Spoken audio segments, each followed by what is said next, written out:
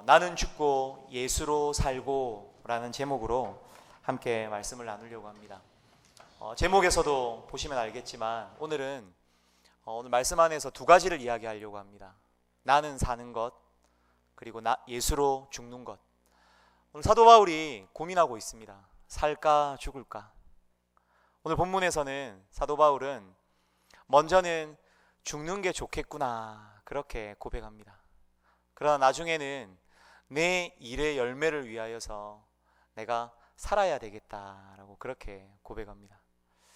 여러분, 죽는 게 좋을까요? 사는 게 좋을까요? 오늘 말씀을 듣고 나면 이런 대답을 하게 됩니다. 죽는 것도 좋고 사는 것도 좋다. 우리가 이렇게 고백할 수 있게 됩니다. 요즘 화두가 사실은 메르스입니다. 죽음이라는 화두 앞에서 오늘 온 나라가 몸살을 안고 있습니다. 모두 다 한 번쯤은 메르스 감염에 대한 두려움과 염려로 또 몸을 사리고, 또 특별히 요즘 비타민C 많이 드시고 계시죠? 네, 손 세정제 많이 구입하고 계시죠? 여러모로 우리가 우리 몸을 살피고 또 건강을 챙기는 특별히 이 몸에 대하여서, 죽음에 대하여서 이 화두가 요즘 이 근래에 아주 큰 이슈인 것 같습니다. 어떠세요? 좀 불안하세요? 네. 제가 오늘 말씀을 준비하면서 죽음에 대한 이야기를 좀 많이 하려고 합니다. 그러나 결론은 사는 것이 결론입니다.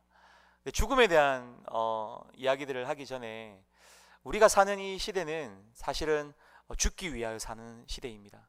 죽음을 준비하고 또 죽음을 위하여서 달려가고 또 죽음을 예비하는 그런 삶이 오늘 우리의 삶입니다.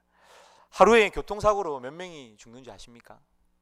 요즘 이렇게 고속도로 운전을 하다 보면 졸음 운전하면 이렇게 바로 죽는다라고 막 경고음이 뜨죠. 근데 아시죠? 졸음 운전하시는 분들은 그걸 읽으면서 좁니다. 그런 경험들 종종 하실 겁니다. 야, 이렇게 하다가는 천국 가겠구나. 그냥 가는 건 좋은데 중간쯤 가다가 걸터 앉으면 고생하는데, 그런 생각들 하시죠. 하루에 교통사고로 죽는 인구가요 무려 18명 정도가 됩니다. 많죠? 그리고 자살로 죽는 인구가 38명 정도 되고요. 암이나 여러 질병과 환경오염으로 오늘 우리 안에 오는 그런 인간의 질병으로 하루에 수백만 명이 죽고 있습니다. 오늘 우리나라의 이야기입니다. 굉장히 많이 죽죠. 그래서 저는 좀 궁금해서 오늘 우리나라에 한 해 몇 명이 죽을까 한번 통계를 봤습니다. 통계를 봤더니 2013년 통계에 보게 되면 26만 명이 죽습니다. 한 해. 우리 광진구 구민이 2014년 기준으로 38만 명입니다. 거의 광진구 모든 인구가 한 해 다 죽습니다. 또 태어나는 인구가 있겠죠. 굉장히 많이 죽는 겁니다. 이걸 광진구로 한번 좁혀보면요, 광진구가 36만 명이면 한 해에 1800명이 죽습니다. 많이 죽죠. 목사님 설교하기 전에 왜 죽는 이야기 이렇게 많이 하세요? 능동 인구로 살펴보면 능동 인구가 11,300명 정도 됩니다. 조금 작은 것 같아요, 능동 인구가. 이걸로 계산해보면 능동 안에서 한 해에 죽는 사람이 560명입니다. 그 정도 됩니다. 많죠? 제가 이 이야기 왜 할까요? 우리 모두 다 이 죽음이라는 화두를 벗어날 수 없는 인생이라는 겁니다. 이런 메르스 때문에 우리가 언론을 보게 되면 이 메르스에 대한 SNS 검색이 하루에 400만 건이 올라왔다고 합니다. 이 말은 무슨 말이냐면 많은 사람들이 메르스를 검색하고 찾아보는 횟수가 하루에 40만 건, 400만이 아니고 40만 건이 이렇게 올라갈 만큼 많은 사람들이 메르스에 이렇게 집중해 있습니다. 전 이걸 좀 다른 표현으로 이렇게 한번 해석해 봤습니다. 사람들이 메르스 하는데 사실은 그게 아닙니다. 무슨 말이냐면 너 죽는다, 너 죽는다, 너 죽을 거야, 너 어떻게 할래? 그 말 같습니다. 이런 말들을 들으면서 우리 마음이 굉장히 안 좋죠. 불안하고요. 이런 말들 앞에 사실은 우리가 숨 쉬고 밥 먹고 이렇게 살아가고 그냥 일상에서 아무렇지도 않게 이렇게 이 자리에 와 있고 설교를 듣고 하는 것 같지만 사실은 살아가는 사람들의 모양을 보면 두 가지의 모습으로 살아가는 사람들이 갈리게 됩니다. 저는 오늘 그 말씀을 이 빌립보서 1장 후반절 말씀을 통해서 여러분과 나누려고 합니다. 죽음 앞에서 사람들은 두 가지의 모습을 드러냅니다. 살려고 하는 사람이 있고요, 죽으려고 하는 사람이 있습니다. 근데요, 살려고 하는 사람 앞에 성도의 삶은 다릅니다. 죽으려고 하는 사람 앞에 성도의 죽음은 다릅니다. 오늘 사도 바울은 우리에게 그걸 가르쳐 주고 있습니다. 계속 살든지 죽든지 뭘 선택할래 했더니 오늘 사도 바울은요, 그러면 나는 죽는 게 훨씬 더 좋을 것 같아 라고 오늘 사도 바울은 23절에 고백하고 있습니다. 왜 그럴까요? 세상을 떠나서 바로 그때 그리스도와 함께 내가 살 수 있기 때문이다. 그렇게 사도 바울이 이유를 설명하고 있습니다. 성도에게 죽음은 이 세상과의 죽음과는 분명히 차이가 있습니다.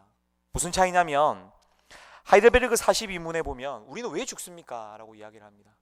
여러분, 우리가 죄 때문에 죽나요? 아닙니다. 성도는 죄 때문에 죽는 인생이 아닙니다. 성도는 죄와 싸우고 죄로 인해서 피곤하고 죄와 싸우면서 굉장히 어렵게 힘들게 살아갈 수는 있지만 죄 때문에 죽는 인생이 아닙니다. 오늘 하이델베르그 42문에서 답은 이렇게 이야기합니다. 우리가 죽는 것은 우리의 죄값을 갚기 위한 것이 아닙니다. 그것은 더 이상 죄를 짓지 않고 영원한 생명의 길로 들어가기 위한 것입니다 라고 이야기합니다. 그래서 오늘 우리의 죽음은요, 이 땅에서의 죽음은 심판이 아니라 영생으로 가기 위한 과정입니다.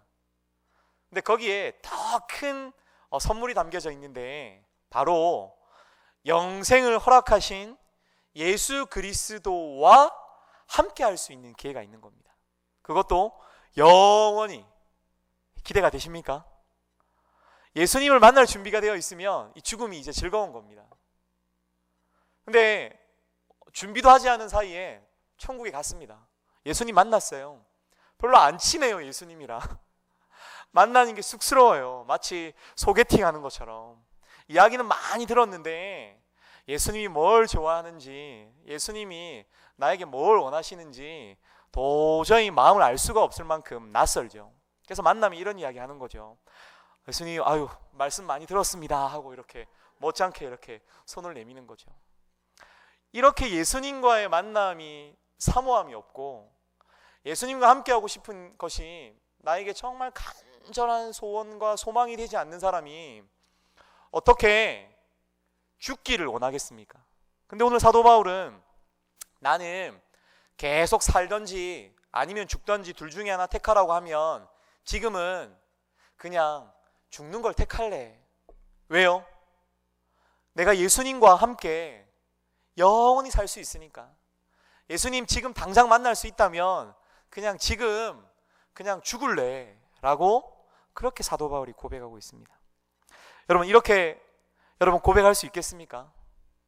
저와 여러분이 이런 사도 바울의 고백으로 천국을 소망하고 죽음을 두렵고 무섭고 그냥 좀 천천히 왔으면 좋겠고 내가 좀 결정할 수 있었으면 좋겠고 그냥 아예 안 왔으면 좋겠고 오기 전에 예수님 재림하셨으면 좋겠고 그렇게 죽음을 무섭고 두렵고 나와 상관없는 것처럼 여기지 않으셨으면 좋겠습니다. 죽음은 영원한 영생을 누릴 수 있는, 예수님을 정말 가까이에서 영원토록 만날 수 있는 굉장히 즐거운 관문이고 과정이고 축복의 시작이라는 사실을 저와 여러분이 고백할 수 있었으면 좋겠습니다. 유한해 보이는 내 생명이 예수님으로부터 주시는 그 영원한 생명으로 초대받는 것, 그것이 죽음이고요. 그것이 성도에게는 가장 큰 복입니다. 그래서 사실은 이 메르스 위협 앞에서 우리 교회들이요, 그리스도인들이 굉장히 담대하게 살아가고 있는 것 같습니다. 그 이유는 바로 죽음을 생각하는 개념이, 죽음을 받아들이는 우리의 이해가, 우리의 인식이 세상 사람들과는 차원이 다르기 때문에 그렇습니다. 실례를 한번 들어볼까요? 지난주 정말 메르스가 대단했었죠. 세상이 시끄러웠습니다. 지지난주. 그런데 우리가 직분자 선출을 위해서 일꾼은 세우는 일을 위해서 이 좁은 공간에 600명이 꼭 앉아서 3시간 넘게 투표를 했습니다. 아무도 일어나는 사람 없고요. 누가 기침을 해도, 누가 침을 튀겨도 그냥 개의치 않고 이렇게 있는 것입니다. 제가 뒤에 보면서 그런 생각했습니다. 야, 정말 천국을 사모하는구나.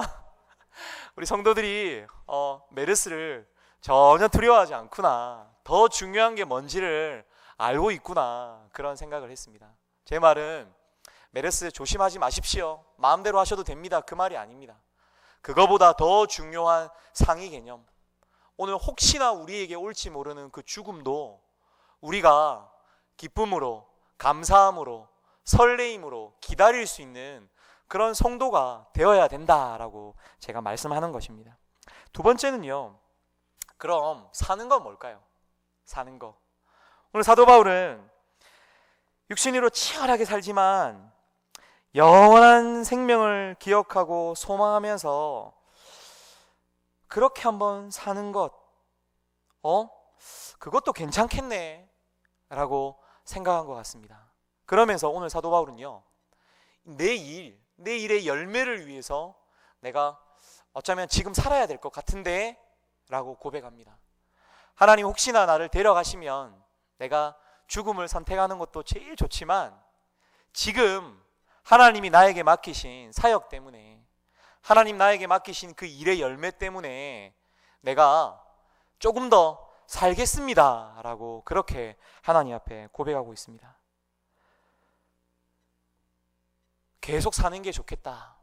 오늘 사도 바울의 본문을 보게 되면 너희를 위하여 더 유익이 되기 때문이다 라고 그렇게 고백하고 있습니다. 여러분, 사도 바울에게 유익이 되는 삶 때문에 사도 바울이 생명을 더 살겠습니다라고 이야기한 게 아닙니다. 저 조금 더 살겠습니다. 제가 좀 더 할 것도 있고요.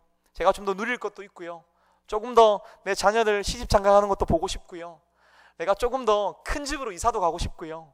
이런 게 아니라 오늘 내가 삶으로 인하여서 너희를 위하여, 빌립보 교인들을 향하여, 내가 품고 섬기는 내 양들을 위하여서 그게 더 유익할 것 같아서 제가 조금 더 살겠습니다 라고 사도 바울이 고백하고 있습니다. 죽는 건요, 그래서 사도 바울에게는 영원히 예수님과 함께 하기 때문에 그래서 좋습니다 그렇게 고백하는 것이고, 사는 건요, 아직 나에게 주어진 사명이 있기 때문에 그래도 주님 부르실 때까지 제가 조금 더 살겠습니다 그렇게 고백합니다. 여러분 어떻습니까? 계속 사는 것과 지금 죽는 것, 어떤 것을 선택하시겠습니까? 저는 저와 여러분이 이 사도 바울이 했던 이 고백대로 그렇게 고백할 수 있었으면 좋겠습니다. 하나님, 제가 지금 죽고 싶습니다. 그 이유는요, 사도 바울이랑 똑같습니다. 예수님 만나고 싶습니다. 예수님이랑 함께 하고 싶습니다. 매일 내 삶이 주님과 함께하고 주님 예배하고 주님이 주시는, 통치하시는 그 나라 가운데에서 정말 즐겁게 살고 싶습니다. 그런 마음이 오늘 우리 안에 있다면 그 죽음은 더 이상 우리에게 두려움으로 다가오지 않는 것입니다. 마찬가지로 더 살겠습니다. 왜 사나요? 바로 오늘 나에게 주어진 사명 때문에 사는 것입니다. 사는 사람들의 태도를 보게 되면 양극단으로 나누어집니다. 멸망의 증거가 되는 사람들이 있고요, 구원의 증거가 되는 사람들이 있습니다.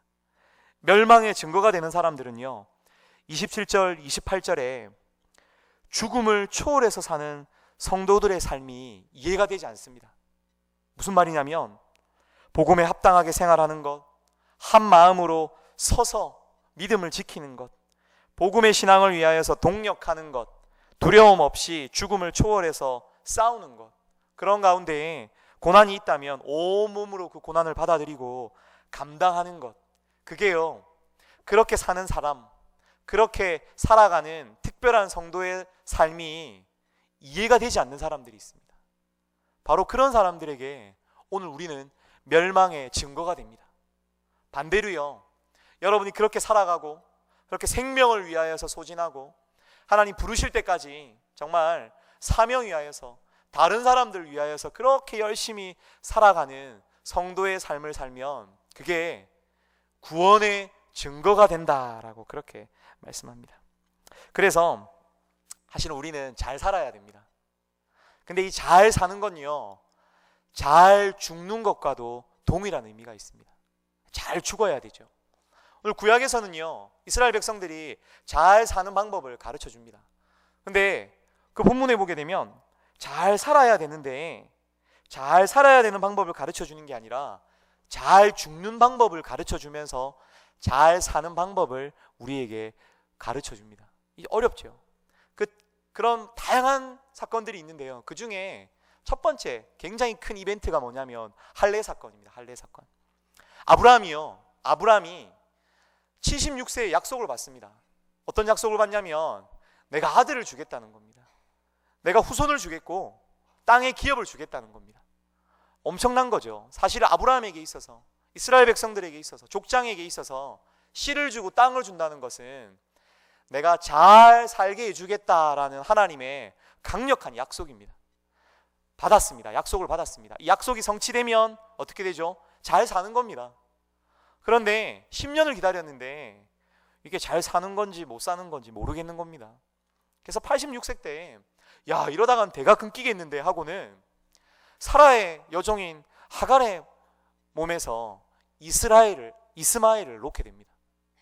이스마엘은 하나님이 약속한 자녀가 아닙니다. 씨가 아닙니다. 그냥 아브라함 스스로 낳은 아들인 겁니다. 그래서 무려 99세까지 다시 또 기다리게 됩니다.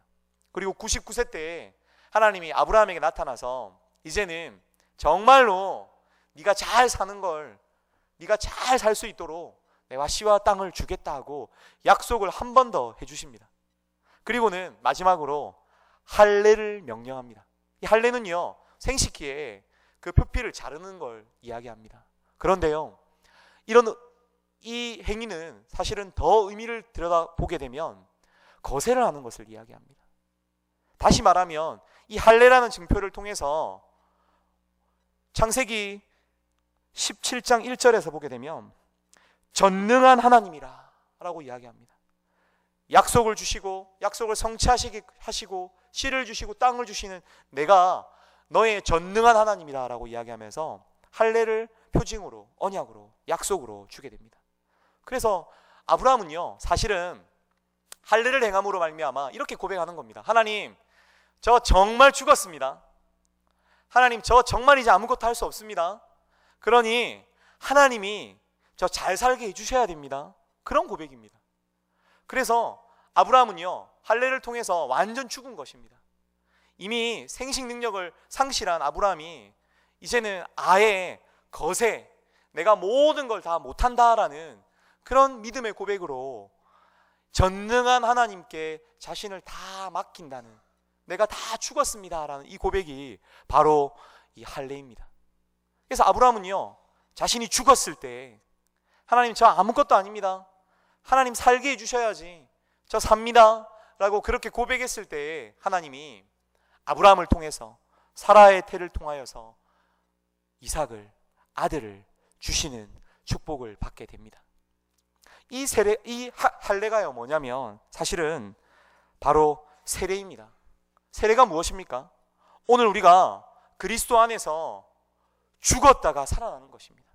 여러분, 침례를 받아보면 몸이 다 잠기죠. 물에 다 들어갔다가 나옵니다. 그게 뭐죠? 오늘 내가 내 육신으로 사는 것은 다 죽었다는 겁니다.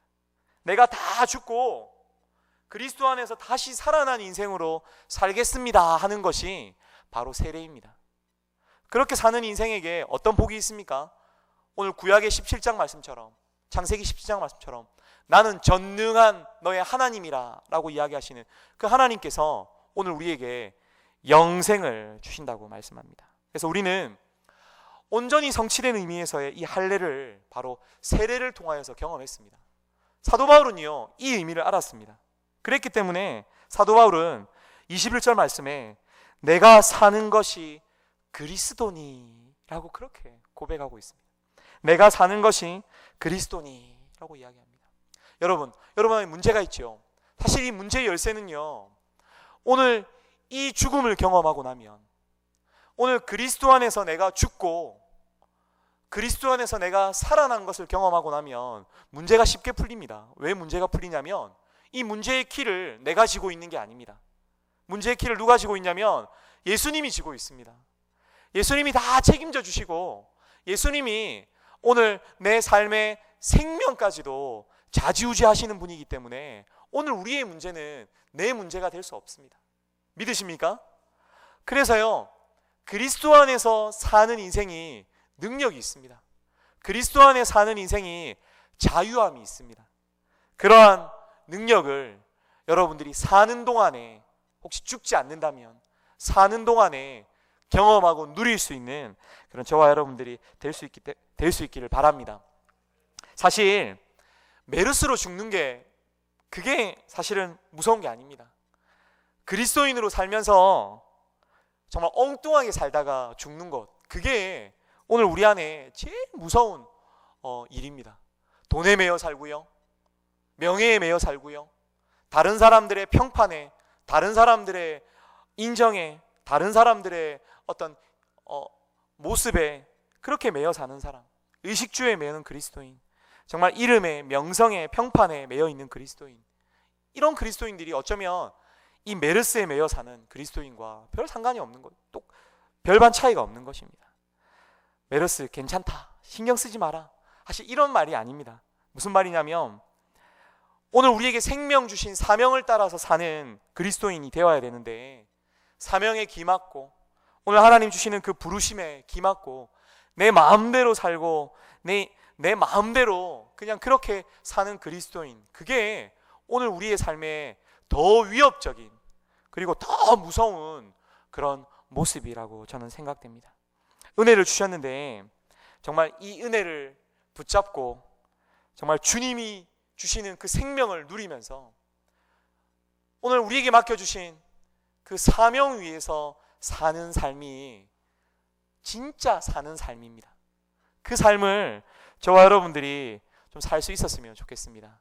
근데요, 그 삶에는 어려움이 있을까요, 없을까요? 있습니다. 사도 바울은요, 벌써 그 어려움을 온몸으로 경험하면서 오늘 이렇게 사는 삶이 진짜 사는 삶이다라고 우리에게 가르쳐 줍니다. 그리고 그 안에는 싸움이 있습니다. 그리고 그 안에는 고난이 당연히 따르게 되어집니다. 그런데 여러분, 이런 고난 앞에서요, 우리 죽음이 위로가 되는 것입니다. 여러분 우리를 부르실 때 제가 죄로 죽는 게 아니라고 이야기했잖아요. 오늘 우리가 죽는 건요, 이런 겁니다. 경호야, 너 진짜 수고했다. 너 진짜 피곤하지. 이제 나랑 살자. 이제 그만해도 되니까 그냥 이제 나랑 살자 하고 부르시는 게 죽음입니다. 죽음.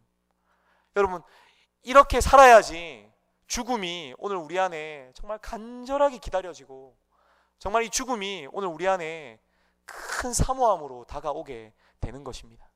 여러분 안에 고난이 있다면, 여러분 안에 이런 선한 치열한 싸움이 있다면, 여러분 그게 복입니다. 복. 믿으십니까? 그러한 삶에 있어서 여러분 진짜 죽어져야 됩니다. 제 이야기를 하나 해볼까요? 저는 올해로 17년째 사역하고 있습니다. 많이 했더라고요, 계산해 보니까. 근데 한 번도 안 쉬었어요. 한 번도 안 쉬었고요. 근데 작년에요, 저한테 위기가 왔습니다. 잠도 안 오고요, 사역도 재미가 없고요, 사람도 그렇게 별로 안 즐겁고요, 좀 부담스럽고요. 속으로 야, 이게 슬럼프인가 싶을 정도로 그런 좀 위기가 왔습니다. 그게 작년 한 가을쯤 되는데요. 근데 저는 꿈에 대해서 그렇게 신령한 사람이 아니거든요. 뭐 이렇게 꿈을 막 이렇게 해석하는 사람이 아닌데 꿈을 꿨습니다. 꿈을. 이 자리에 안 계신데요. 꿈을 꿨는데 수예배를 마치고 뒤에 이렇게 서 있는데 이제 악수를 합니다. 악수를 하는데 꿈입니다, 꿈.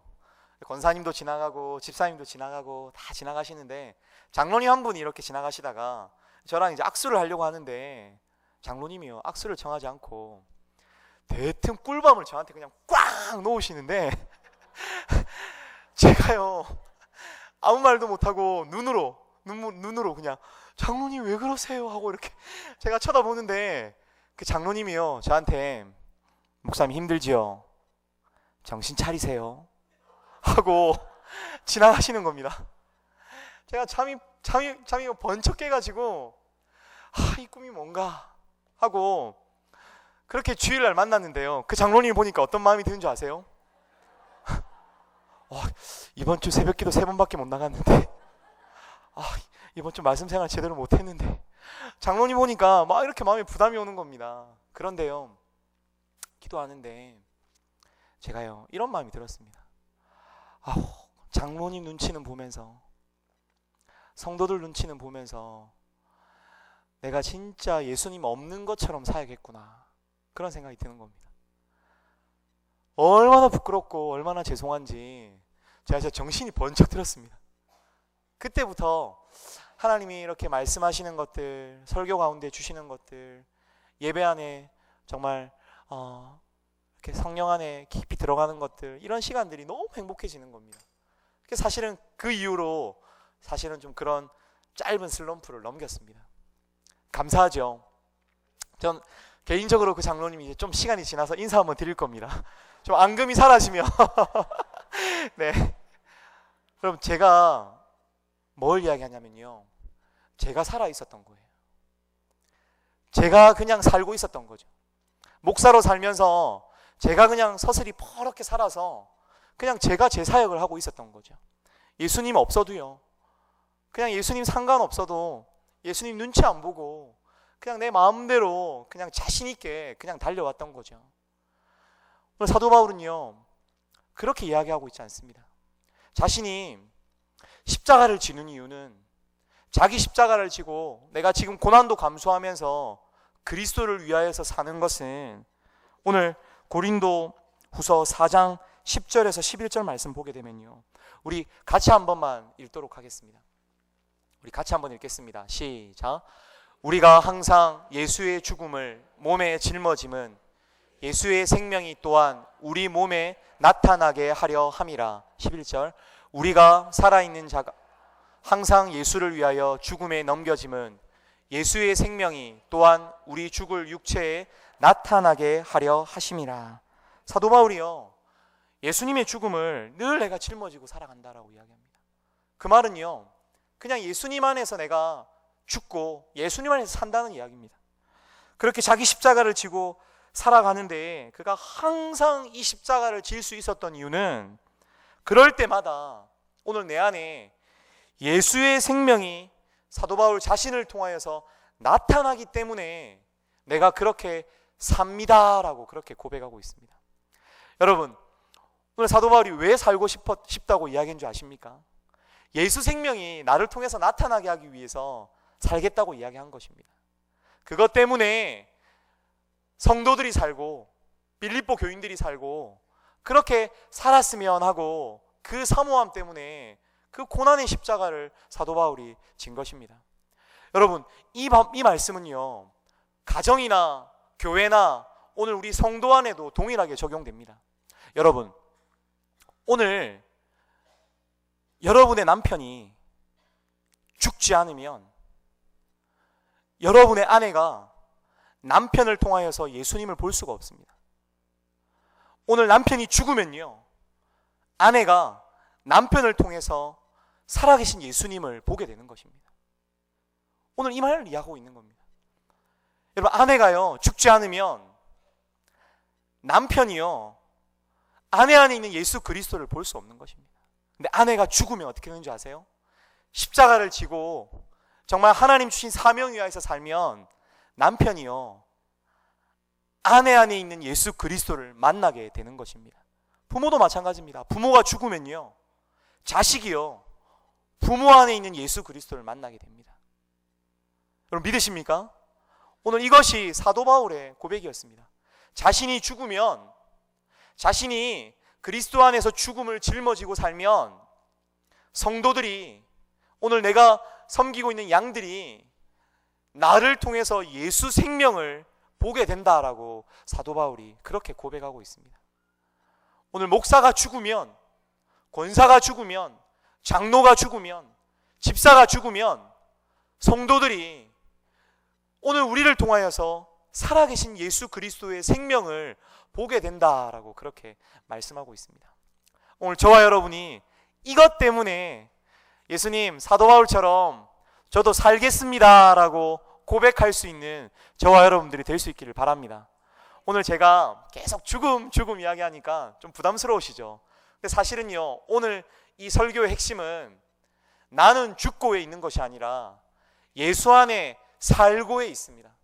바로 예수 안에 사는 것, 오늘 예수 그리스도 안에서 생명이 나타나는 것, 그것 때문에 오늘 우리가 사는 것입니다. 오늘 이 예배가 끝나고요, 마지막 찬송가로 제가 나 이제 주님의 새 생명 얻은 몸, 이렇게 찬양할 건데요, 이 본문에 보게 되면, 찬송 가사에 보게 되면 이렇게 됩니다. 주 따라가는 길 험하고 멀어도 찬송을 부르며 뒤따라가리라. 나 주를 모시고 영원히 살리라. 날마다 섬기며 주 함께 살리라. 자세히 보면요, 이렇게 천국을 사는 건지 아니면 지금을 사는 건지 구분이 안 갑니다. 그런데요, 더 자세히 보면 지금 사는 게 천국을 사는 겁니다. 어떻게 사는 게요? 지금 살 때에 주님 위하여서 험하고 먼 길을 걸어가도 찬송 부르면서 오늘 내 안에 예수 생명이 나타나면 그게 영원히 사는 거고 지금도 사는 거다라고 그렇게 고백하고 있는 가사가 오늘 이 찬송가 가사입니다. 여러분, 죽는 것 힘들 것 같지만요, 진짜 제대로 살면 오늘 우리 안에 자유함도 있습니다. 여러분, 이 자유함을 여러분 누리고 계십니까? 이런 자유함은요, 하나님이 주시는, 사도 바울도 경험하고 오늘 아브라함도 경험하고 세례를 받은 성도들이 경험하는 정말 큰 축복입니다. 여러분, 지금 누리고 계시지 않습니까? 메르스 위협 앞에서 마스크하지 않고 이 자리에 1시간 넘게 앉아 있는 것, 이게 오늘 하나님이 우리에게 주시는 자유함입니다. 여러분, 우리 손님이 왔습니다. 손님이 왔는데 집이 엉망입니다. 그래서 한 10분 만에 그냥 거실에 있는 것, 화장실에 있는 것, 방에 있는 것 그냥 막 뒤죽박죽 섞어서 장로 안에 다 넣습니다. 그리고는 깨끗하게 문을 닫고 앉아 있습니다. 깨끗해 보이죠? 그렇죠? 그래서 그게 왠지 내가 고상하게 살고 내 평소의 모습처럼 보이죠. 그런데 깨끗한 게 아닙니다. 그렇죠? 그렇죠. 깨끗한 게 아니죠. 근데요, 신앙생활도 마찬가지입니다. 여러분, 예수 안에 죽고 예수 안에 사는 사람이 아니면 신앙생활 해도요, 오늘 이 장롱 안에 여러분의 본성, 여러분의 욕심, 여러분의 의지, 여러분의 교만, 여러분의 정말 입에 담기도 부끄러운 죄악들, 이런 거요, 그냥 농장 안에 담겨놓고 탁 닫고 말끔하게 목사님 만나고요, 말끔하게 직분 감당하고요, 말끔하게 예배 드리는 겁니다. 그런데요, 그거 계속하면 어떻게 되는 줄 아세요? 그게요, 자유함을 누리는 복의 통로가 아니라 그게 나중에는 짐이 되고 그게 스트레스가 되는 겁니다. 그래서 내가 겸손한 척 하는 것 같지만 스물스물 교만이 머리를 쳐드는 겁니다. 그래서 어떻게 되는 줄 아세요? 예수 믿는 사람이, 예수 이름으로 산다는 사람이 생명은커녕 생명을 실족시키고 교회를 분열되게 하고 교회를 깨트리고 생명이 아니라 복음을 가로막는 그런 안타까운 자리로도 우리가 들어갈 수 있는 것입니다. 여러분, 그러나 결론은요, 예수 안에 살면, 예수 안에 죽고 그분 안에 사는 사람들은요, 자유함이 있습니다. 오늘 우리의 문제가 예수님 문제이기 때문에 마음껏 살 수 있는 것입니다. 기쁘게 살 수 있고요, 자유함을 누리면서 살 수 있는 것입니다. 내 안에 예수 생명이 나타나기 때문에 좀 서툴러도 괜찮습니다. 실수해도 괜찮습니다. 과정이 어떻든 간에 이미 나는 죽었기 때문에 책임은요, 누구에게 있습니까? 예수님한테 있는 겁니다. 오늘 나는 그냥 예수님 따라가신 그 길, 그 십자가 좀 시행착오는 있지만 어렵지만 겨우겨우 짊어지고 그렇게 나는 죽고 예수로 살면서 걸어가면 되는 것입니다. 저와 여러분이 이 길을 걸어가는 기쁨을 맛볼 수 있었으면 좋겠습니다. 여러분, 싸움 하지만요, 진짜 싸워보지 않으면 전우회가 싹트지 않습니다. 막 군대 이야기 하다가요, 옆에서 막 열변을 막 통합니다. 근데 알고 보면, 죄송합니다, 공익요원이고요, 알고 보면 면제입니다. 그러면 전우회가 확 사라집니다. 왜 사라지는 줄 아세요? 내가 경험한 거 이 사람이 경험하지 못했거든요. 이해하시겠어요? 신앙생활도 마찬가지입니다. 여러분, 막 간증이 있고요, 막 뜨겁고요, 그래서 막 사람들 만나서 이야기 나누고 싶고 성경 이야기 막 하고 싶은데, 그래서 정말 나는 예수 안에 죽고 예수 안에 살아서 치열하게 싸우면서 살고 있는데, 그렇게 살지 못하는 사람들과 함께 하면요, 그게 부담이 되는 겁니다. 저거 뭐지 하고 생각하게 되는 겁니다. 전우회가 오늘 우리 안에 없는 것입니다. 여러분, 한번 여러분을 돌아볼 수 있었으면 좋겠습니다. 그래서 정말 그 싸움 치열하게 살다가 주일날 만나면 서로 눈만 봐도 눈물이 글썽글썽이고, 눈만 봐도 잘 싸우고 왔네, 아직 안 죽고 살아서 왔네, 그렇게 전우회가 싹트고 그 안에 예수 생명이 보여서 그렇게 서로 하나 되고 그렇게 기쁘게 예배할 수 있는 공동체가 되었으면 좋겠습니다. 주님 주시는 은혜로 이 기쁨과 자유함을 여러분 죽지 않고 예수님 부르실 때까지 오래오래 건강하게 살면서 예수 생명 나타내는 저와 여러분들이 될 수 있기를 바랍니다. 우리 말씀